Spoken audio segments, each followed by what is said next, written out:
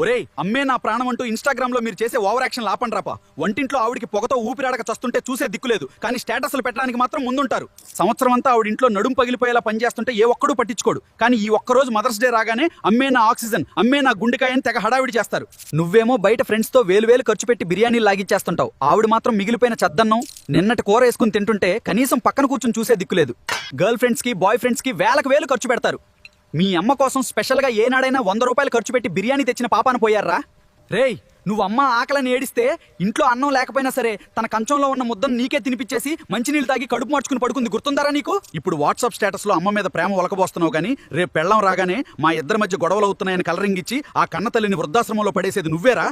ఇక మీ నాన్నగారున్నారే, ఆయన ఇంకో రకం. నా ఇంటి మహారాణి అని ఫేస్బుక్ లో పోస్ట్ చేసి మహారాణి గారితో రోజుకు 10 సార్లు కాఫీలు టీలు మోయిస్తాడు. ఆ ఫేక్ స్టేటస్లు పెట్టడం ఆపండి, ముందు మీ పనులు మీరు చేసుకోండి. ముఖ్యంగా ఇల్లు తుడిచేటప్పుడు ఆ మట్టి కాళ్ళతో ఆంబోతుల్లా తొక్కకండి. అదే మీ అమ్మకు మీరిచ్చే అసలైన మదర్స్ డే గిఫ్ట్. ఆ రీల్స్ చూడటం ఆపేసి ముందు సింక్ లో మీరు తిన్న ఎంగిలి ప్లేట్లు కడగండి. అలాగే మన ఏఐ టాక్స్ ఛానల్లోకి ఒకసారి తొంగి చూడండి. కంటెంట్ లో దమ్ముందనిపిస్తేనే మన ఫ్యామిలీలో జాయిన్ అవ్వండి.